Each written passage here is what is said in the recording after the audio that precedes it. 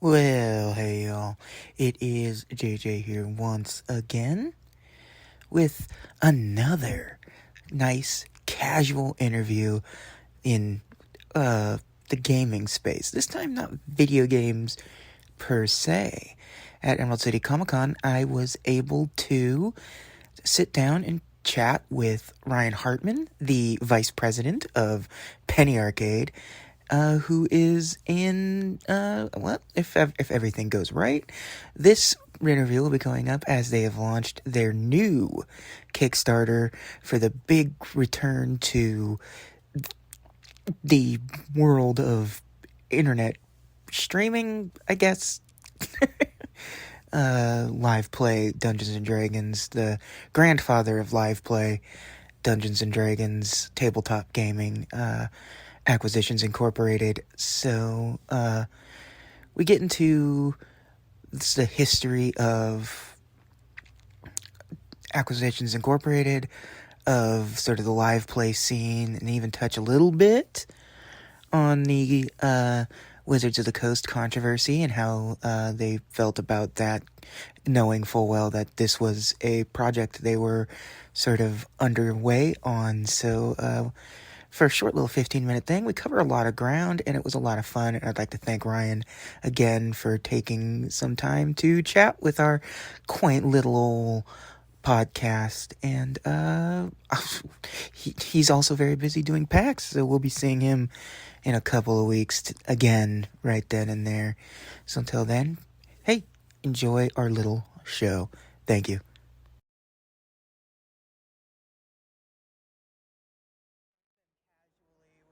Just snap dab in the middle of a conversation most of the time. I'll follow your lead. Happy to do whatever. All right, so I'm here, and your name is? Ryan Hartman. And I'm here to talk with him about Acquisitions Incorporated's big Kickstarter launch? Return to podcasting, I guess? I mean, we've been doing AcqInc as a live play D&D IP has been going for 15 years. So it's the 15th anniversary of it. Yeah. So that in and of itself is exciting. And with this 15th year anniversary, like, we do the live shows at every PAX. We've been doing it for years, but we haven't done like a recorded, highly produced, self-contained series in about 5 years. So we're bringing that back. And so it's really excited. So we're launching the podcast, or the Kickstarter in March. And we're working with some really high-class production company, directing talent. I want to like take this up a notch. Nice. Not that what we do isn't good, but I've been to the PAX ones a few times, and they're great. They're great. I'm not denigrating our abilities at all, but it's like I'm putting an extra level of shine on this. Hey, it's don't call it a comeback. You've been here for years, but you gotta. Especially since you guys were one of the first live play things. The competition is a little stiff these days. Well, it's interesting. It's interesting the space AcqInc occupies, because if it wasn't the first, it was one of the first for sure, right? Yeah. Because this predates streaming, this predates early YouTube. This is like early YouTube stuff when you're going back 15, 20 years. I mean, I remember it was really my first, the original D&D podcast, the Acquisitions Inc. one on the Dungeons and Dragons podcast channel was really my first understanding what Dungeons and Dragons was. Same. So I knew what it vaguely was, but sitting down and listening to, Mike and Jerry are two guys that I've been going to PAX since day one. I'd love to hear that. Appreciate it. So these are two guys that I feel like, I had an understanding of how they work, and hearing Mike sort of learn D&D through this podcast was, because I was learning alongside with him. So this predates me. I have not been working at Penny Arcade when they first started this, but to hear Mike and Jerry tell it, and again, this is me telling a story that was told to me, but Dungeons and Dragons, WotC approached Penny Arcade. They wanted to do some sort of fun promotion around D&D, and Jerry suggested hey, we'll do a podcast. And it'll be us, and we'll teach Mike how to play the game, essentially. So, because Mike had never played before, so it's like it was exactly that thing. It was like a commercial, essentially, for 4th edition, where you get to follow along with a new player. No, and it was the same thing for me. Like that's how I kind of got into it as well.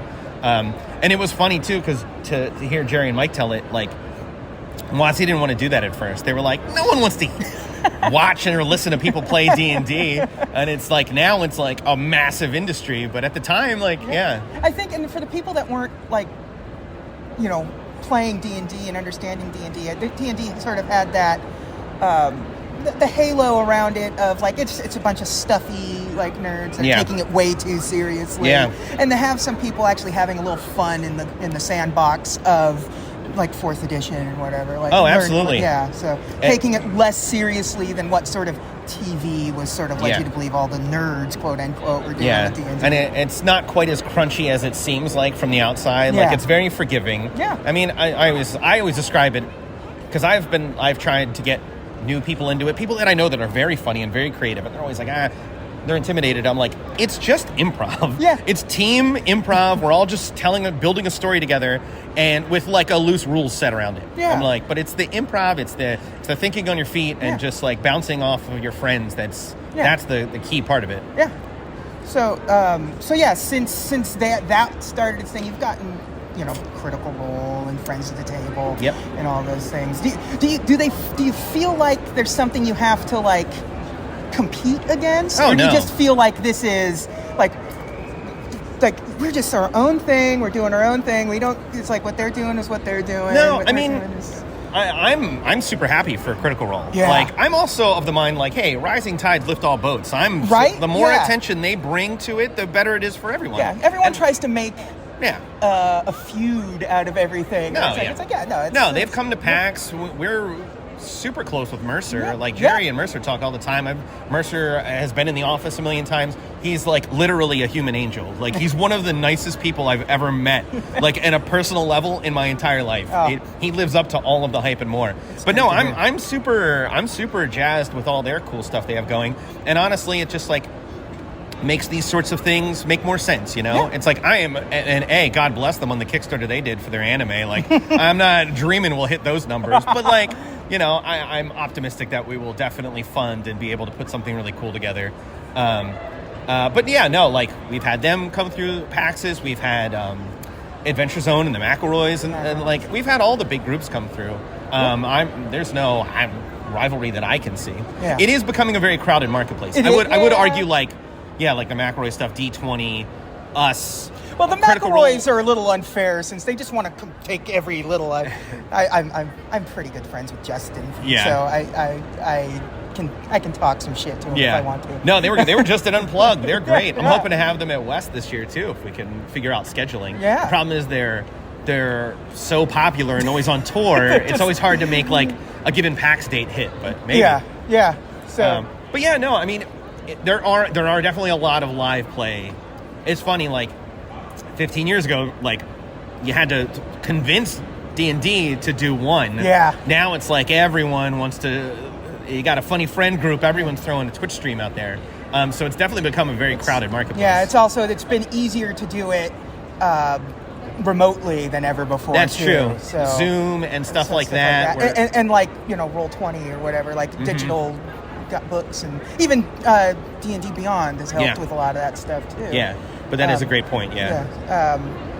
So I mean, at least you don't have to worry too much about having some of the bad press that Wizards was having recently deal with. I think you guys do a pretty good job at, like, I think I saw Jerry say that, like, AcqInc sort of stands like arm in arm with D&D, but like they wouldn't do it without D&D, but like it's its own, like, with all the OGL stuff. I mean, we were keeping an eye on it. Obviously, that's not our purview. We have nothing to do with that stuff.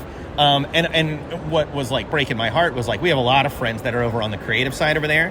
They have nothing to do with it either. Like, this was a decision made at a C-suite level that wasn't, you know, if you ask my opinion, wasn't done maybe with the most foresight.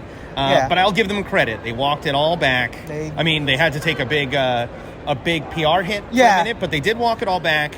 I said, like, if you were playing D&D in December and then went in a coma for January and then woke up in February, you would be you and didn't know about all the drama, you would be like, wow, actually this is more than I had in December. This is great. You just have to ignore everything that happened in January, and you just wake up in a time lapse, and you're like, holy crap, wow, now it's a Creative Commons license? I got more access to the IP? That's kind of crazy.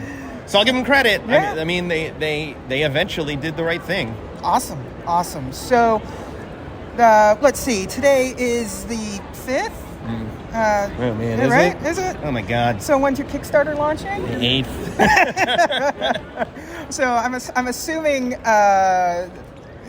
all hands on deck right now. It is. I will say this: like next time I do this, I won't like the fact that we're putting together a Kickstarter and putting together a PAX, and both are hitting in March. It's like my life is very, very busy right now. I will be at that PAX. Oh, it's going to be fun. We got a panel at awesome. that PAX, so we're ready to go too. It's been very stressful, but I can just imagine on the creative side coming into PAX, the lead up to it's stressful. I could only imagine what it would be having to deal with this and a Kickstarter at the same time. And we want to do we're going to do obviously promote the Kickstarter while PAX is happening. I will say the entire team is awesome. We have a bevy of amazing designers. I've got a bunch of awesome project managers. Laura and Jerry and everyone has been great. And we've been working on a while, but still, it's just, it's still nervous right up until it launches. I'm going to be... there's nothing more to do, and I'm still nervous. Yeah, you know what I mean? But it's when you're not nervous is when something goes wrong. Exactly, That's when it'll launch and you realize you forgot half of everything that you're supposed to do. Got to keep my haunches up. Exactly. It's keeping you focused. Exactly, yeah. So what is the overall goal of the Kickstarter for this? I mean, our ambitions are to be able to fund a 10-episode series. And then, obviously, we will have other episodes that we will put in as stretch goals. We have a couple fun... I mean, this is only a couple days before. I'm not spoiling anything that won't be revealed in a couple days. But don't worry. This probably won't go up till Wednesday anyway. Oh, okay, perfect. But ideally, logistically, my dream is that we get the funding for this. We film a 10-episode series in the summer, and then I would like to have it edited, or at least the very first one completed, so we can kind of reveal it at West. That would be my dream. Now, nothing ever goes as planned. We could hit some sort of snag in the summer and maybe have to push it, but if everything goes according to plan, that would be the dream. And then we'll also do stretch goal kind of one-off episodes. The one I'm really hoping we hit is my dream would be to film a one-episode, just bottle episode in the studio, and then work with an animation company and animate it. Animate over it, and not like Critical Roles, which is awesome. But that's they wrote a story, they voice acted a story. It's an anime. This would be animating over. Over the improv. The improv. Like a lot of, you see on YouTube, a lot of fan animations on snippets from podcasts and stuff like that. So I'm really hoping we can do that, but also that will be in a very expensive one too. 'Cause we're gonna have to, well, that's why it's a stretch goal. I love Chris to death, but it's I wouldn't ask one person to animate a multi-hour thing for me. Feature length. So I would like to work with some sort of small animation studio and help us with that. But that's one of the fun. We've got a bunch of good stretch goals, and Lydia, who does all our merch, she put together some really, really fun tiers. I wanted to make sure we got really cool tiers. Awesome. And stuff that's exclusive and not at PAX. So it's that'll only I help drive it. And then also people just hopefully love AI and will just donate just to get an AI project off the ground. Editor's note, Acquisitions Incorporated, not the... Yeah, I know. Well, we were coming up with such cool tiers, and I was all right, look, we're not doing this for retail. This isn't retail. The idea is you're supporting AI, and then you get a cool treat. Yeah, exactly. It shouldn't be I really want to buy that shirt. Yeah, exactly. It should be... The best stuff always is the stuff that sort of reminds you of the Kickstarter that you backed, as opposed to I wish they sold this, or kind of thing. Yeah, so... I don't think you'll have much of a problem, to be honest. I've been to the panels. I'm trying not to take anything for granted. It's a smart move. You got to stay. I've been planning way too much for the worst case scenario. And it's like, ideally, we will get out of that red zone in like the first couple days, and that'll be great. But I'm like, if we don't, what is plan for the worst, hope for the best is my mantra. Well, you're doing a good job. Yeah. You got to... I don't want to ever take anything for granted. Yeah. You can't, especially when it comes to Kickstarter, because it's been proven time and again that just because you think something's a sure hit doesn't necessarily mean it is. Exactly. And I don't ever want to take assumptions on like fan behavior and everything for granted. Like I am very grateful daily that like we get to do what we do, and that people still show up and like what we do. They like the shows, they like PAX, they like AI. I'm like, oh, thank God. It's so weird. Well, I know everyone's gonna absolutely cannot wait to see what comes out of this. Acquisitions Incorporated has been such a long-standing sort of enjoyment for so many people. It's a PAX staple at this point. Like you can't really go to a PAX without stopping by and watching the live show. It's always a treat, and just to throw some production values on top of it for this. I keep wanting to call it the return, but I know it's not. It's we'll always be doing the live games, but still, at best, that's only 4 times a year. So this is just more content, and my plan, again, of mice and men and whatnot, but my plan is that this opens the door for more long-form AI stuff. I would like to keep the live games as my dream, as like a pillar of AI, and then figure out more fun ways to use the IP. Do this series. I don't know that we'll do another streamed game, but maybe we can do some animated projects. And we want to do more board games and things like that. I definitely want to get AI out there more in the coming years. So there's it's been proven that there's a market for the extra stuff to go with a lot of these things, and I think that's a perfect venue for AcqInc. So, hey, thanks for taking your time. Thank you. I appreciate it. I appreciate it. I will see you in a couple of weeks. I'm gonna be getting up, and I live here, so it's not an easy flight for me. And I know these. I know Penny Arcade's out of here, so it's not an easy flight down there, but. I'm out there like a week ahead of time to set up the show, so I guess I leave in like 2 weeks. Okay. All right. Well, I'll let you get back to the show. Thanks, and whatever else you got to take care of. Get back to your Kickstarter, I guess. Right? You're kind of slacking at this point. I know. All right, man. All right, cool. Thank you.